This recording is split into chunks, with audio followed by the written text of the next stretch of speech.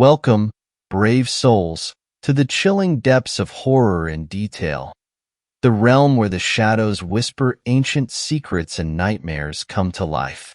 I am your guide through the darkness, and on this channel, we delve into the spine-chilling world of cryptids horror stories that will send shivers down your spine. First story. If your child mentions a man with 3 yellow eyes, you need to listen. I'm sitting in the rocking chair in the corner of my son's room. In the opposite corner, there is a man-shaped silhouette, head cocked at an angle, staring at me with 3 yellow eyes.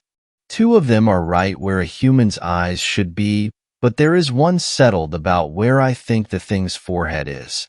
They glow softly just like my son had explained. Ever since it entered the room, there is a ringing in my ear that must be similar to tinnitus. Not especially painful, but irritating in a way that puts you slightly on edge. You'd know this damn thing was in here even if you didn't see it. It isn't moving right now, but occasionally it will. I'm not sure how to describe it. It blinks in and out, I guess. It blinks, and the head is turned at the opposite angle as dogs sometimes do when you talk to them. My son has talked about the man with 3 yellow eyes since he was able to form a coherent sentence. Every 4 or 5 nights he would wake up crying out for us, and one or both of us would head to his room to see what was wrong.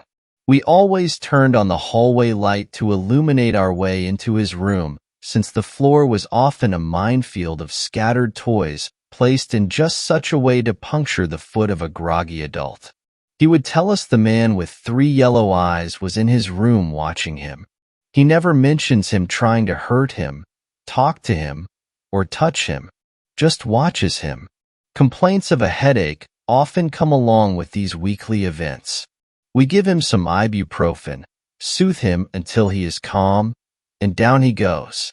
In the morning, he will recount the events again, but by mid-morning, all concerns of the man with 3 yellow eyes seem to fade away.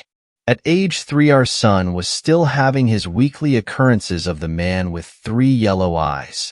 It was summer break, and my wife, a school teacher, mentioned that she wanted to go visit her parents in another state, and I recommended it. It would give me a great chance to get a few things on the endless list of things to do knocked off. The thought also entered my mind that this may be the best chance for me to spend the night in my son's room and see if there was an environmental factor creating the illusion of the yellow-eyed intruder. I can still remember as a child that the silhouette of my jacket hanging on the door looked like a gremlin hanging from the hook. Other times the settling of our old house would produce a noise I was sure could only be caused by some ancient beast in the attic. We all grew up with our boogeyman, and I was determined to see what caused my son's confusion. Earlier this evening, after my wife and son departed for her parents, I performed my usual bedtime routine. Checked the door locks, quick microwave dinner, brushed my teeth, pajamas, and then off to bed. I shut off the light and stretched out in my son's twin-sized bed. As I hadn't slept in a twin since I was a child myself, there was some adjusting to be done before I was able to comfortably settle in. Glancing around the room, I didn't immediately notice anything that could be mistaken for the man with 3 yellow eyes. For nearly an hour, I looked around and continued to fail to find a culprit. Around 11 p.m., I began to noticeably begin drifting off to sleep when suddenly in front of me, 3 yellow dots appeared in my field of vision. With a shock, I jolted up in the bed and the 3 yellow dots disappeared. For a few minutes, I sat breathing heavily and laughing internally for letting myself get wrapped up in this boogeyman hunt. After I had calmed back down, I put my head back on the pillow and the 3 yellow dots slowly reappeared. Without the fog of sleep, I could see that the security light at the back of the house was able to make its way through 3 holes in the window blinds. There was a privacy hedge outside my son's window that blocked almost all of the light except for this small area. I began congratulating myself for solving the mystery so quickly. It must be some nocturnal animal that sets off the security light once or twice a week, and my son wakes up to 3 pinholes of light, and in his sleepy haze thinks there is a mysterious creature watching him sleep. Feeling proud of myself for solving the mystery, I grab my phone off of his nightstand and get out of bed to head to my bedroom. No need to spend the rest of the night curled up in a twin bed when a comfortable king-size mattress awaits me. As I turned around to walk to the door, I could see a black silhouette shaped like a man blocking the exit. I froze in place, and as I came to a stop, that is when 3 yellow slits slowly opened and looked in my direction. After shaking my frozen posture, I yelled and began to charge in its direction, but stumbled backward when it began moving toward me at the same speed. At the same time, a ringing started in my ears. I stumbled backward into a chair in the corner, and as I fell into the chair, I saw the thing blink away, and then into the opposite corner. I'm not sure how long I initially sat frozen in the chair, but the creature just stared, occasionally blinked in place, moving the position of its head. Eventually, I began to inch out of the chair, but it would blink back into the doorway. If I eased back into the chair, it would again blink back to the opposite corner and continue the emotionless gaze. A few times I've tried to make a call to emergency services on my phone, but all I can hear is white noise on the other line. So again, here I sit in this chair looking back at this thing. This man with 3 yellow eyes. I've spoken to it, but when it opens its mouth, it emits the same soft yellow glow and a series of clicking noises. It hasn't tried to hurt me and only moves to the door when I try to get up. I have no damn clue what to do. My phone will probably die soon, and sharing this is the only thing I can think to try. I'm not even sure this will get out. The man with 3 yellow eyes is still blinking in and out. But now when he blinks back, he is a little closer every time. I'm going to make a break for it soon since I don't have any other options, but I'm sure it won't work. If a child in your family tells you there is a man with 3 yellow eyes watching them sleep, then listen. It is here now, looking at me and inching closer, so I guess it doesn't follow the kid that sees them. So get them away and don't look back. And for God's sake, don't go sleep in the room where they've been seen. Second story. My sister vanished 50 years ago. I wish I had died ignorant of her fate. April 19th, 1974 was the day when our family's world shattered into pieces, forever changing our lives. Prior to this day, we were merely an ordinary, happy family. We've never been rich, but we loved each other very much. My parents, my younger sister Valerie, and me, we had an inseparable bond. Siblings often don't get along too well, but that wasn't the case with us. I was 4 years older than Valerie, but I loved spending time with her and taking care of her. She was such a happy, bubbly girl. She was very smart, too. She learned how to read when she was just 4 years old, and she loved nature. Quite often, we used to visit our Uncle Rainer on his huge, beautiful farm. While we were there, playing and exploring, Valerie used to search for various plants and bugs, and then look them up in the thick botany and entomology books that our uncle kept in his impressive home library. We all held the conviction that she would become a biologist once she grew up. In the countryside, both us kids and our parents found joy, not just for its charm, but also as a refuge from our less safe neighborhood. Rumors circulated among other kids about shady characters and ex-cons, but our parents' strictness kept Valerie and me out of trouble, until that fateful day came and changed everything. In 1974, I was 12 and Valerie was 8. Due to her charming personality, it was unsurprising that she made numerous friends while attending primary school. Each morning, she greeted the new day early with a burst of energy, unlike me, who liked to sleep in. However, on that Friday morning, it wasn't the sound of my alarm that woke me up. It was the sudden, piercing scream of panic, my mother's voice shattering the calm, jolting me awake. That morning, Valerie didn't emerge from her room for longer than usual. Concerned, my mom went to check on her, only to find her room empty, the window open, and her bed vacant. I can barely recall any more details from that day and the following weeks. Fear and despair consumed us. The police were involved right away, and we held on to hope, praying for Valerie's safe return. But she never came back. I couldn't wrap my head around how one day my little sister was there with us. Everything was normal, and then she simply vanished, leaving no trace, as if she never existed. It felt like we had all been living in a beautiful dream, only to abruptly awaken to a harsh reality. From that moment on, our lives became empty shells, devoid of our previous happiness and carelessness. My parents changed. They appeared tired, pale, and thin, a stark contrast to their former selves. They didn't speak much to me about the ongoing search and investigation. Instead, they just told me to pray for Valerie every night and to be brave. Eventually, after a few months, they began saying that Valerie was now an angel in heaven, watching over our family. Initially, I couldn't bring myself to accept it. I didn't want her to be an angel. I wanted her to be there with us, just like before. It felt incredibly unfair. Why did it have to be her? Why did it happen to our family, out of all families? But time kept passing by. As the old saying goes, you can get used to hanging if you hang long enough. And that's exactly what we did.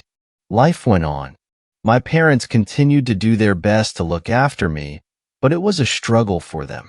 A few weeks after Valerie disappeared, they both turned to drinking, and they never really stopped. I don't blame them for it, not anymore.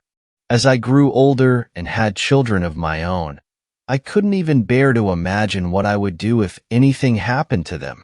It would destroy me. So I never turned my back on my parents. I cared for them until the very end. As you can imagine, their health suffered after years of drinking and misery. They both passed away a couple of years ago. As for Valerie, when I was around 20, I finally mustered the courage to ask my parents for more details. Unfortunately, they didn't have much to share. There were no foreign fingerprints found in her room, and no blood or bodily fluids that, with today's forensic technology, could aid in DNA identification of a perpetrator.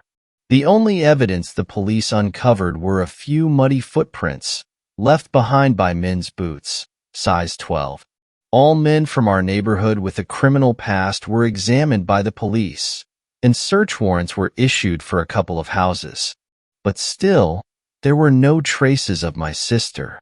Despite pursuing several leads, the authorities were unable to make any significant breakthroughs in the case.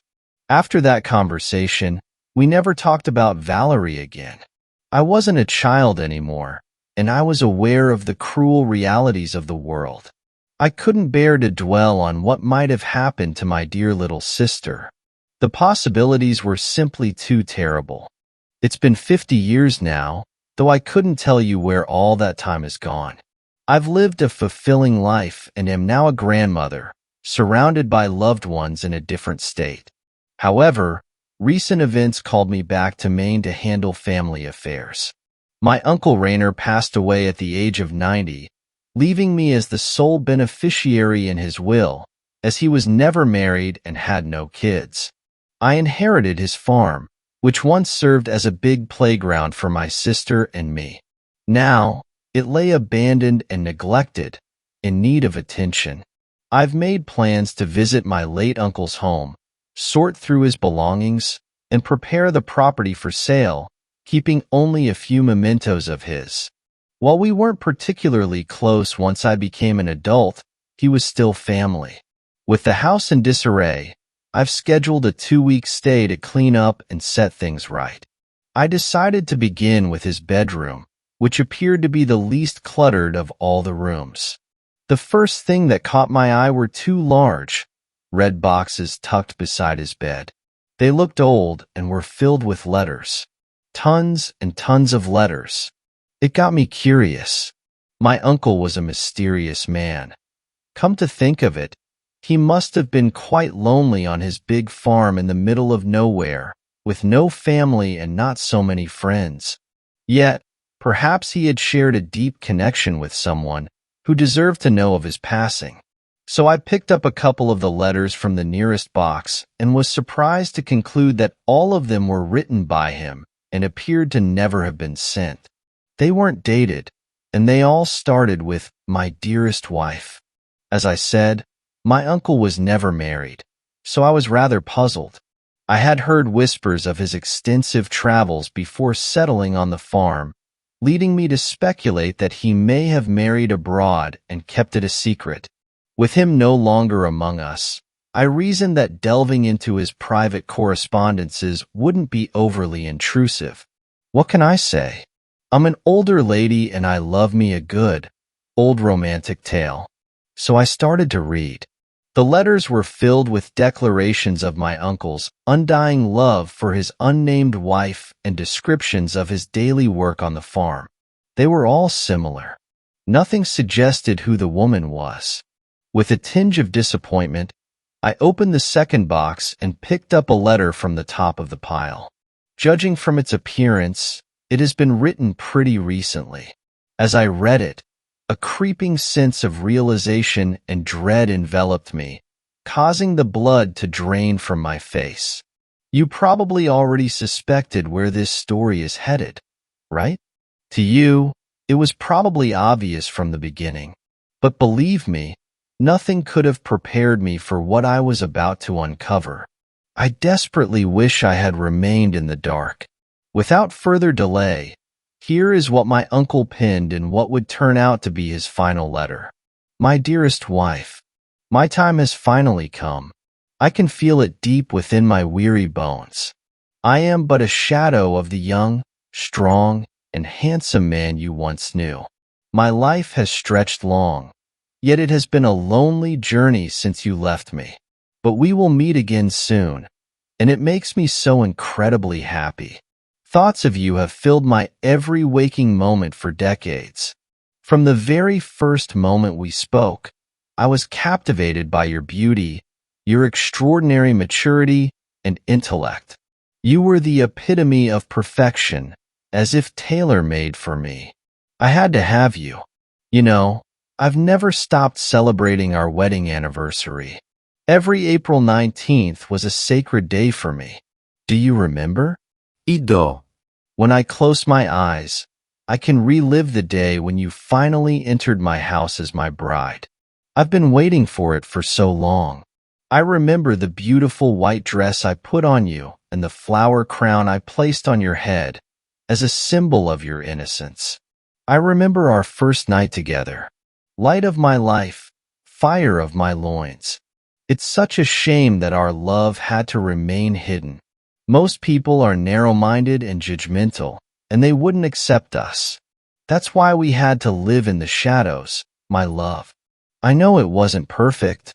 You complained quite a lot, darling, but I didn't mind. That's what women do all the time. You didn't like your room.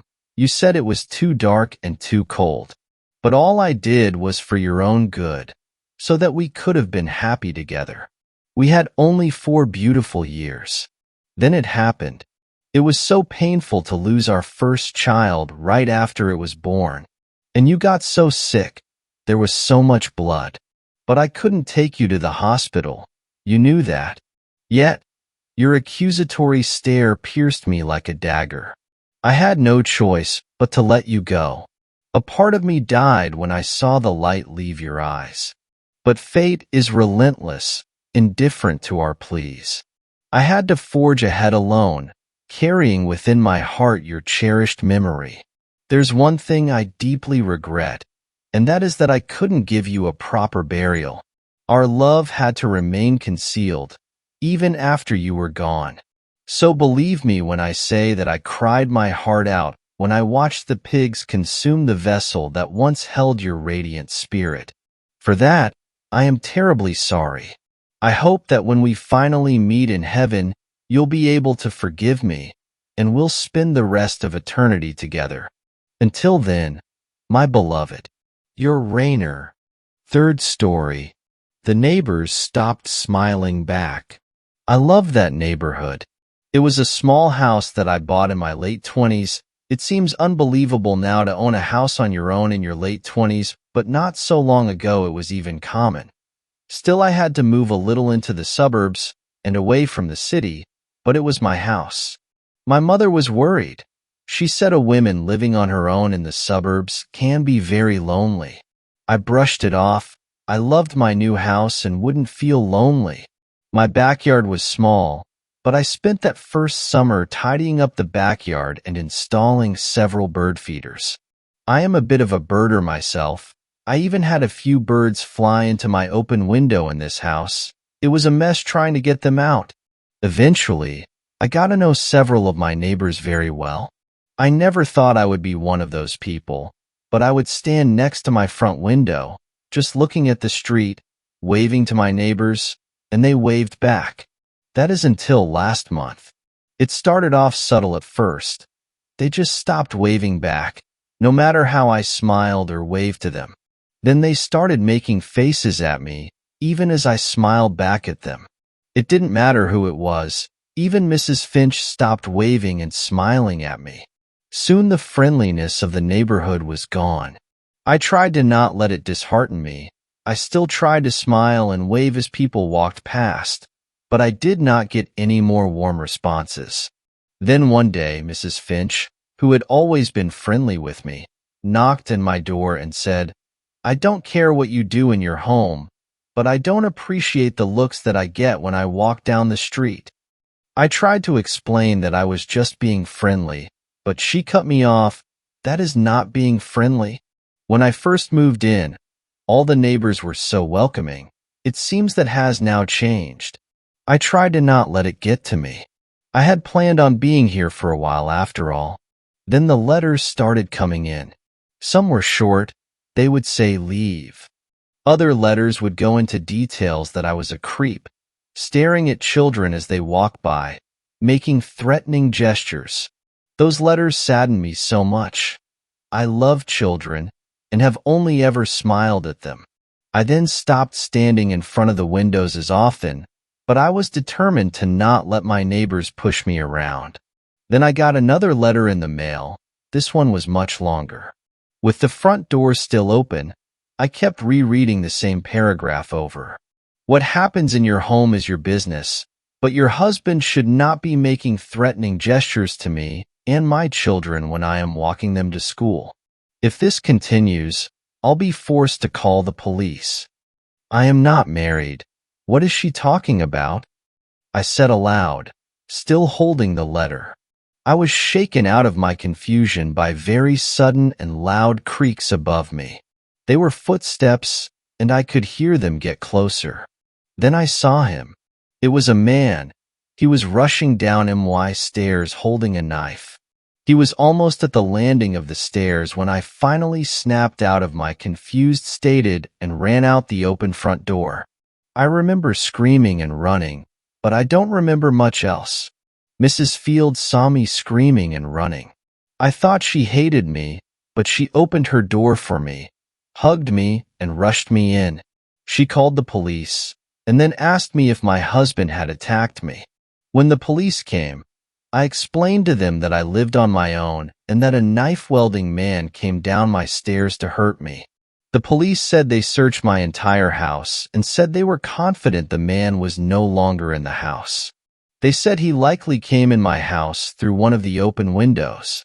The police also found a manifesto of sorts. The man who was after me apparently did not want to hurt me at first. He just wanted me to leave the neighborhood. I am so sick of you city scum, ruining our beautiful neighborhood. For an entire month, this man had lived in my house, but I don't know how.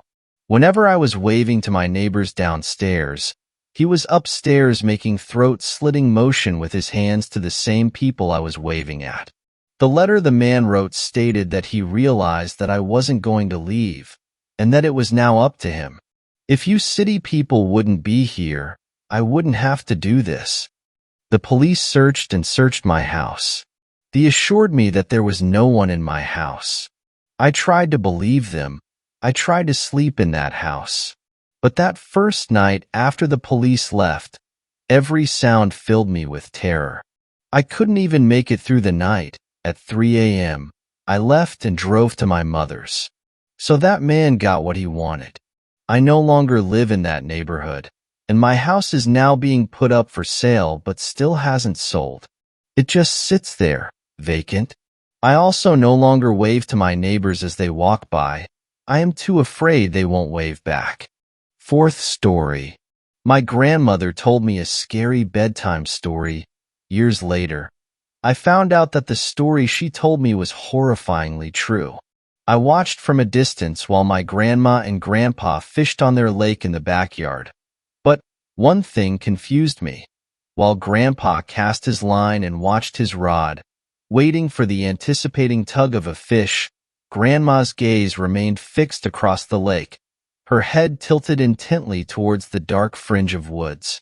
I never saw her look at the bobbing lures. She didn't even seem interested in fishing at all. I thought that maybe she just simply enjoyed looking at the trees. But a nagging feeling persisted. There was more to her gaze than a simple love for nature. It was summer break, and I decided to spend it at my grandparents' house in Knoxville, Tennessee. They lived in a 2-story house, recently built in 2018. It connected directly to a lake, with a dock jutting out on the far right side where my grandpa kept his bass boat. My grandparents were a sweet and quiet couple. They kept to themselves most of the time, living a peaceful life in their little corner of the world. Every summer, though, my visits became a tradition. Grandma's invitation was always an automatic yes, her warm smile and gentle voice a beacon calling me back. There were countless things to love about my grandma, her kindness and generosity at the top of the list. If I wanted something, it was usually an automatic yes from her too. But one of the things I truly cherished most was her stories. Unlike Grandpa, who mostly stuck to tales of his time in the military, exciting stories filled with bravery and adventure. Of course, Grandma was a bottomless well of stories. Whether it was a funny story from her childhood, a heartwarming story about a kind neighbor, or a fantastical bedtime story that transported me to magical lands, Grandma always had one on hand. She was one of those special grandmas who could weave a story from thin air, her words painting vivid pictures in my mind. Grandpa, on the other hand, was a man of few words. A quiet strength emanated from him, and the stories he did tell were always about his service. He'd talk about the places he'd been, the challenges he'd faced, and the lessons he'd learned. While not as fantastical as Grandma's stories, they held a different kind of magic, a testament to his resilience and the experiences that shaped him. One of the things I always admired about Grandpa was his outdoor skills. He'd tell me most of his knowledge came from his military training, jokingly saying they prepared him for anything. He was a true outdoorsman, the kind of person I'd trust implicitly if we were ever lost in the wilderness. He knew everything about fishing, the best spots on the lake, the best techniques to catch different types of fish. Some of my favorite memories were spent on his boat, cutting through the cool morning water, the sun rising over the horizon, and the gentle hum of the motor a comforting lullaby. Every night, Grandma dipped into her seemingly endless well of stories. I never quite understood how she did it. Her mind was like a sprawling library, shelves overflowing with stories to tell. One night, she'd tell me a story of brave knights seeking vengeance, their swords gleaming in the sun. Another night, she'd tell me a story of a land shimmering with magic spells and cursed lands. Then there were the scary stories. Now, Grandma usually avoided them. She knew how they affected me. But the thing about those stories was the detail. Oh man, the detail. They were so vivid, so real. It felt like I was peeking through a crack into another world. A world where the monsters and creatures she described lurked. A world so terrifying that I felt like falling through that crack would kill me. Every night was the same routine. Nestled under a patchwork quilt in the guest room, I'd wait with bated breath. The soft click of the doorknob was my cue. Grandma, her face etched with a lifetime of stories, would enter, a gentle smile gracing her lips. She'd pull up a rocking chair, its rhythmic creak adding to the lullaby effect. Then, in a warm voice, she'd begin telling me a story. One night, though, tucked under the patchwork quilt, I waited for Grandma's nightly visit. The soft click of the doorknob announced her arrival. "Ready for another story?" she asked, her voice a warm rumble. I nodded eagerly. Nights at Grandma's were journeys to magical lands, each story more thrilling than the last. But tonight, I craved a different kind of story, a different kind of excitement. "Can you tell me a scary story tonight, Grandma?" I blurted out. A flicker of surprise crossed her face, followed by a thoughtful pause. Unlike her usual repertoire of action-packed adventures, her stories have always steered clear of scary ones. She sat beside me on the patchwork quilt, her usual mischievous eyes replaced by a thoughtful gaze. Her eyes flickered towards the window for a moment before returning to me. Then, with a gentle smile, she began. "Those woods outside your window," she started, her voice a warm rumble. I instinctively glanced towards the window, the familiar silhouette of the trees, outlined across the lake. "There's something in those woods," she continued, her voice dropping to a hushed whisper. A shiver danced down my spine, though the room remained pleasantly warm. Those simple words made me so uncomfortable that I was tempted to just tell Grandma to stop, but the truth was, I was hooked. Grandma did tell me scary stories on rare occasions, but they were always fictional, completely disconnected from the real world. She continued, "Every 7 years, it comes out of those woods. It emerges, a creature that's been on this earth for thousands of years. It crawls on all fours. It hunts, a silent predator searching for its prey." I began to tense up a little. The room remained quiet, but the air felt heavy. "Its body is like a man, but twisted and contorted," she murmured, "and its limbs elongated, reaching out at odd angles. Its skin is black as coal, making it difficult to spot during the night." I swallowed hard, my eyes instinctively drawn back to the window. The trees, once comforting, now seemed to writhe with unseen shadows. "But the worst part," she continued, her voice barely a tremor, "is its eyes, multiple eyes, scattered across its head like a spider. They pierce the darkness, searching for an unsuspecting victim." She continued, her voice a hushed whisper, sending shivers down my spine. "Sometimes, if it has trouble finding prey, it ventures closer, closer to houses, searching for unlocked windows." My breath caught in my throat. The image of eyes peering through the glass sent a jolt of terror through me. "If it finds an opening," she murmured, "it will crawl inside and snatch the closest person to it, dragging them back to the woods." I squeezed my eyes shut, the warmth of the quilt a poor barrier against the sudden chill.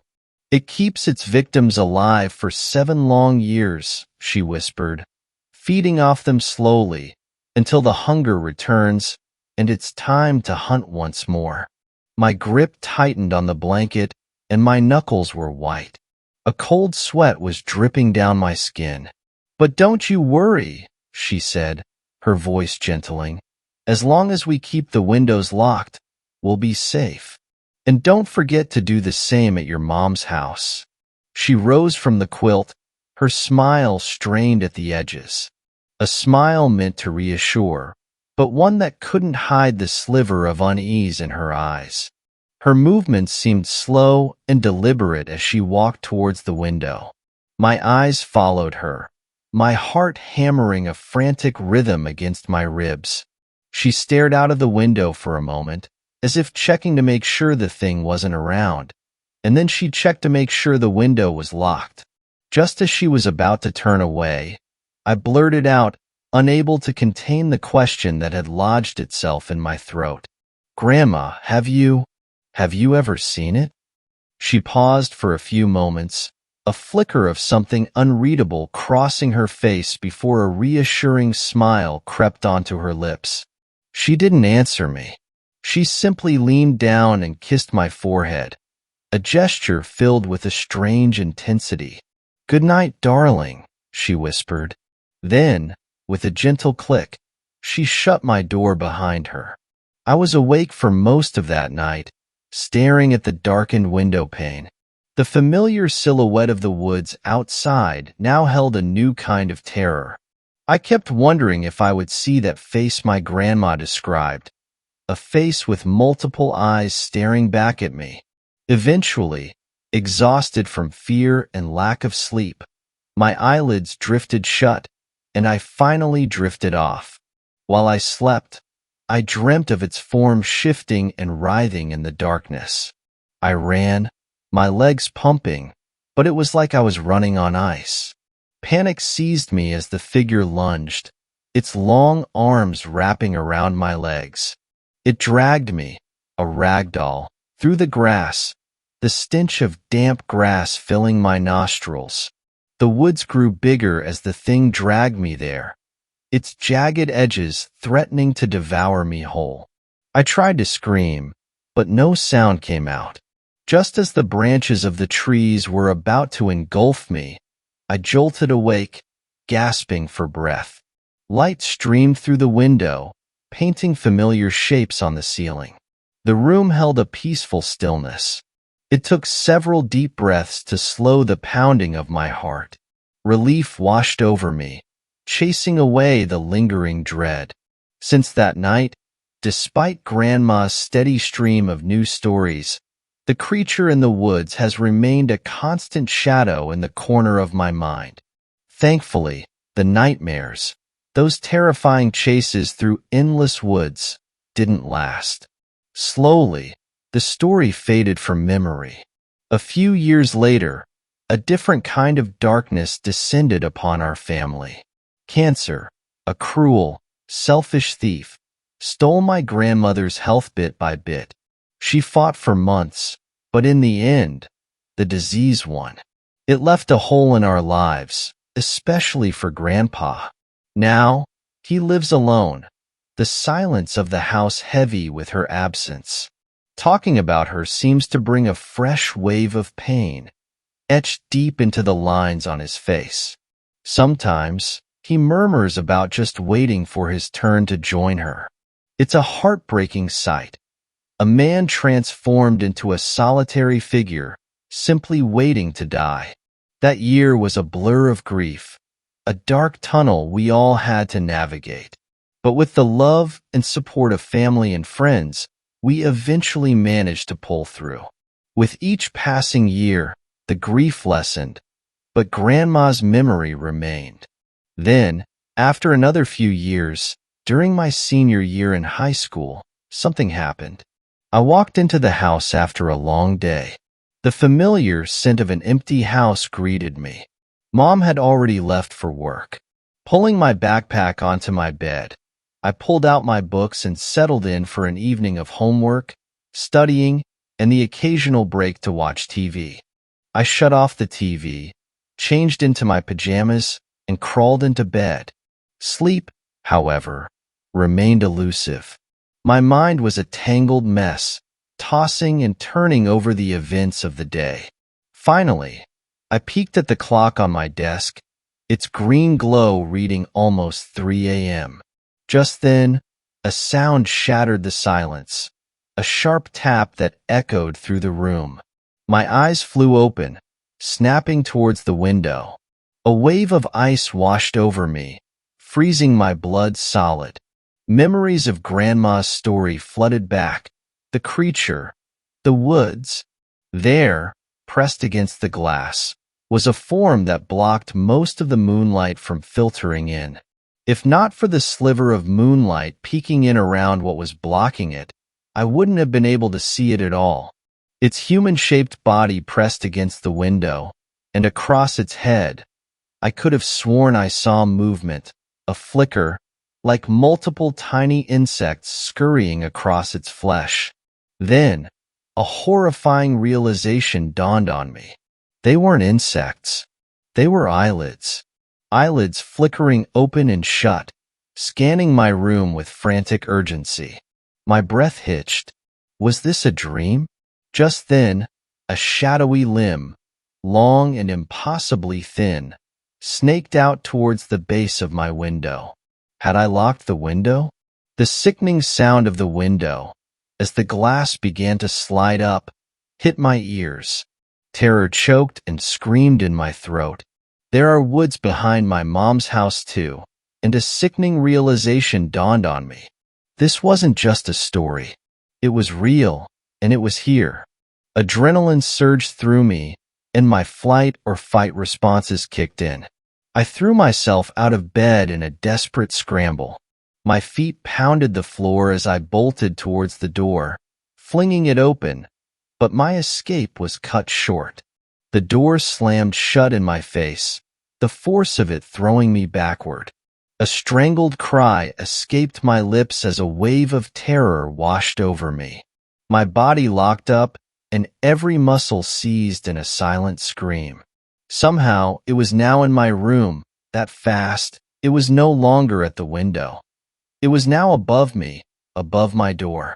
One of its grotesquely long limbs, tipped with a hand like a spider's claw, pressed firmly against the door, pinning me inside. Another seemed contorted at an unnatural angle, its fingers splayed against the wall in a grotesque parody of a grip. The head, if you could call it that, twisted on its neck in a way that defied human anatomy, almost spinning completely around. A chorus of eyes locked onto me. Trapped and alone, I stumbled back, my mind scrambling for any flicker of hope. The second floor was an escape route, but a leap out the window would likely result in injury, leaving me in a vulnerable position. Besides, that's where it probably wanted me.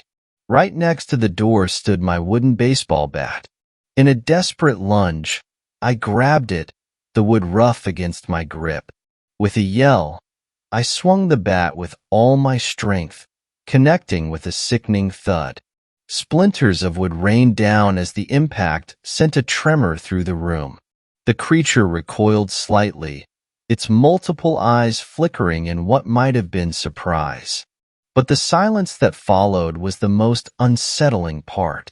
No roar of pain, no growl. This thing moved with an unnatural quiet. Even as it moved, it made no noise. It descended to the floor, its grotesque form dwarfing the space in my room. As it loomed closer, lowering its body in a predatory crouch, I swung the mangled bat wildly. The bat connected, with a bone-crunching impact, sending more shards of wood flying through the air. The creature recoiled, its grotesque form momentarily faltering. Seizing my chance, I bolted past the thing, flung open the bedroom door, and slammed it shut behind me with a resounding bang. Adrenaline pumping, I raced down the stairs, each step echoing in the sudden silence. Reaching the living room, I fumbled for the light switch, illuminating the space with a warm glow. Panting, I gripped the broken bat like a lifeline. Its splintered end pointed towards the top of the stairs, towards the thing in my room. Suddenly, a new sound pierced the tense silence, the creak of the front door opening. A silhouette emerged from the doorway, the dim porch light casting long shadows across her face. "There you are." My mom's voice, laced with exhaustion. "What the hell are you?" The sentence died on her lips, completely cut short. Her eyes widened, but neither she nor I had time to react. In a sharp and quick moment, a shadowy, distorted limb, tipped with a spidery claw, shot out, wrapping around my mother's waist. It snagged her, sinking its talons deep into her flesh, a sickening tear echoing in the sudden silence. A strangled noise bubbled in her throat, cut short before it could form a scream. But then, I heard her scream fully formed as the thing dragged her away to the woods. I ran with all my effort, but the thing was fast, too fast. All I could do was keep running, watching, as my mom screamed with her arms folded around the creature's arm in a desperate attempt to escape. It had her, though, exactly where it wanted her, out in the open. I fell face first into the grass, a sob wrenching its way out of my chest. Warm tears streamed down my face, blurring my vision as I watched in horror. Mom's screams turned into blood-curdling shrieks, fading into a horrifying silence, as they disappeared into the indistinguishable maw of the woods. The police came, but what could they do? What could I tell them? I told them exactly what I saw. They looked at me like I was crazy, but what else could I say? For hours, I sat in a sterile interrogation room, the harsh overhead light blurring my vision. They questioned me over and over, dissecting my story, searching for inconsistencies. But all I could do was repeat the horrifying scene, my voice cracking with each retelling. There was no evidence to tie me to my mom's disappearance, nothing but my frantic pleas and the raw terror etched onto my face. Finally, they seemed to reach a reluctant roadblock. With a sigh and a dismissive glance, they released me. Now, a search party combs the backyard, venturing into the dense woods behind our house. Bloodhounds sniff the damp earth, their mournful howls echoing through the trees. In my room, the silence pressing down on me like a physical weight. As the harsh light of dawn breaks, I stare at the window. A large handprint, a grotesque, splayed imprint of multiple fingers, clings to the outside of the glass. A cold realization settles over me. Now I know that at least one of my grandma's stories is real. Fifth story. I was in a cult that summoned demons. I think they found me. I haven't thought about this for a long time, but recently, whatever we summoned has found me. As I type this, I can hear tapping on my windows and that god-awful voice. It started years ago. I was a normal young woman, a job waiting for me on the horizon. When it happened, I found a pamphlet in my mail. The pamphlet itself didn't automatically cause me concern. It looked like a normal religious flyer. But the thing that stuck out was the phrase, "Do you crave everything your heart desires? Raylex can help you." Raylex? I whispered, confused but curious, and kept reading. "Our community noticed you." "Yes, you, Danielle." My eyebrow rose. How do they know my name? I thought to myself. My eyes widen as they land on the next sentence. This was a distraction. Welcome to the cult of Raylex. Then, everything went dark. When I woke up, I immediately noticed that I was tied to a chair, and someone had changed my clothes. Now I was wearing a long white dress. I look around, noticing I'm not the only one in the room. There are other girls in chairs, all wearing long white dresses. The dresses are the only thing that we share, because I can see females from different nationalities. In fact, a noise that caught my attention finally sinks in. It's this Asian woman sitting across from me. I can't understand what she's saying. It sounds Korean, but I can tell she's scared. I'm scared now too. That genuine look of fear in the Korean women's eyes just clinching the fear. "Welcome, ladies, to the cult of Raylex." A deep voice booms, making me and the other women look around. But we can't find the source of the voice. You're probably wondering why you're here, the voice continues. Well, I'll explain. In the past, you females were only seen as one thing, childbearers and wives, the voice rants. But our cult sees that women have the most remarkable power. They can carry a human in their bodies for 9 months, then bear the pain of giving birth to that human. We found that ability gives the female race an amazing power. You, and you alone, can hold the soul of our savior, the great Raylex. The voice proclaims, making other voices pipe up with stuff like, Raylex be praised, and all hail Raylex. The praises probably would have gone on longer if the deep voice didn't boom out, silence. Once the voices calmed, the voice continued. Now, you all have a job to do. As the voice says this, people in robes appear out of nowhere. 2 approach this fire pit in the middle of the ring of chairs. Then they light a roaring fire. The voice continues. You all have one chance. Pick out from your personal items the one that means the most to you, then throw it in the fire. As the voice says that, more robed figures appear, each holding a bag. One approaches me, unties me, then holds the bag out to me. I take it. Inside I see that apparently these guys ransacked my room. I see the other females also going through their bags. I decide the best course of action is to find that item. I search the bag. I see 2 options immediately. Both items means a lot to me. The first is a necklace, a simple, beautiful thing with a purple eye hanging from it. The second, a picture. It's of me and my boyfriend. I lost him, so this picture means the world. My eyes well with tears. I decide on the picture, even though the necklace would have held more. I hold the picture, waiting to see if the voice comes back. It does, but not in a way I expect. The voice laughs, then addresses me directly. Confused, Danielle? Don't wait.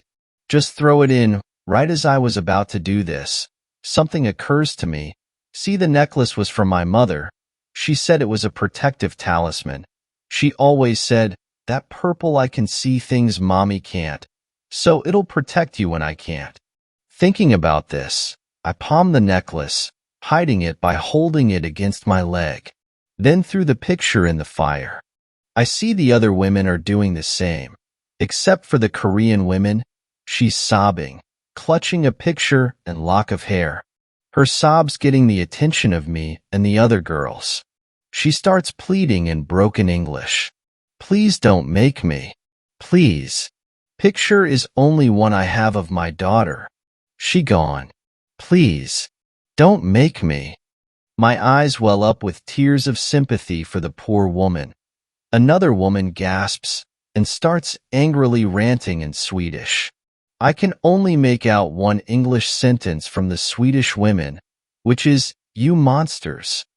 Again the booming voice shouts silence, which makes the Swedish woman immediately shut up.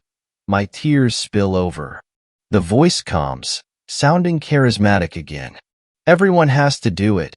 Raylex needs a pace of you, the voice explains. We can't do what we need if you don't throw that item in the fire from some reason. This breaks the Korean woman. She reaches into her bag, pulls out a gun, and aims it at her head, taking fire. The gunshot rings out, and me and others gasp and look away. The voice sighs. Remove the body. It instructs the robed figures still in the room. They approach and drag the women's body out of the room. After a moment of silence, THD voice comes back. Now, we will be placing you in this field. There, you will be controlled. You don't have a choice. Your bodies will be borrowed by our members. The voice explains. The Swedish woman pipes up. And what if we don't? She spits out, clearly still angry at the cult. The voice chuckles darkly, and a TV is rolled into the room. You will after this, is all the voice says, before one of the cult members presses play. I don't remember what I saw, but it did something to me. I wasn't the same. Suddenly it felt like I wasn't the only soul possessing my body. It gets vague after this. Brief glimpses of darkness, a van, and us being driven away. Once I become more aware again, clearly the guy possessing me is having a hard time controlling my mind because I'm still there. I see we are in a field, and we are alone. It's desert as far as I can see. I sense me and females are in danger, but I can't tell where the danger is coming from. The outspoken Swedish woman looks at me, then the others, then speaks. "Follow me," she says blankly, her eyes void of life and emotions. I can tell it isn't her speaking, but the cult member using her body. We do follow, again pulled by the unseen force of the cult. I look at this woman next to me. She has dark hair and green eyes. She looks at me, smiles warily, and keeps walking. Another one reaches out and plays with my hair. "I love your hair," she says, as blankly as the Swedish girl did. My hair is long and light blonde, almost white. I find myself answering before I can stop it. "Thank you." My stomach inwardly drops. "That's not my voice," is the only thing I can think. Once we are further into the field, the Swedish girl stops, then looks at us. "Stand in a circle and hold hands." She directs. We do it, waiting for the next instruction. She nods. "Repeat after me," she says, then begins chanting. I don't know the language, it sounds Latin, but the soul in me repeats the words flawlessly. The day, 1 second sunny and bright, the next becomes dark, a cloud forming in the sky above us. We continue the chant. Suddenly I feel and see a lightning bolt hit me, making me and the others girls start screaming. I feel myself lifts a foot off the ground, looking around to see that I'm not the only one affected. The whole group of us are now being levitated off the ground. But something I see makes a pit of fear well in my stomach. Their eyes are white. No pupils, no irises, just white. And whatever is in me gives me an out-of-body view of myself to show that my eyes are also pure white. Then I hear a voice in my head. A creaky, deep, demonic-sounding voice. It laughs. What a beautiful group my followers brought me, it rasps. My soul itself wants to run at this point. The voice feels wrong and evil. But something about what it says next causes me to break from my trance. This is only the beginning. It creaks.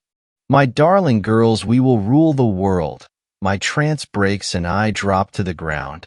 I notice I'm the only one who broke the trance. The other women still in the air, eyes still pure white. I heard that god-awful voice cackling in my head as I run. I run as fast as I can.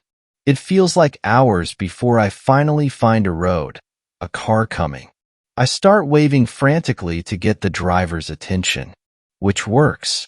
The female behind the wheel worries over me, asking if I need the cops or the hospital, but all I want to do is go home. So I tell her my address, and we head there. Over the next few years, I repress the memories. I just want things to go back to normal. And I thought it did. That was until recently. I found a paper in my mailbox. The only thing on it was the words, "You can run, but you can't hide, Danielle. It's coming for you." My blood runs cold, and ever since I got that note, there have been tapping sounds at my window. Thanks a lot for watching the video till the end. Subscribe to our channel Horror in Detail. Drop your opinions/suggestions in the comments section, and like the video as it helps with the YouTube algorithm.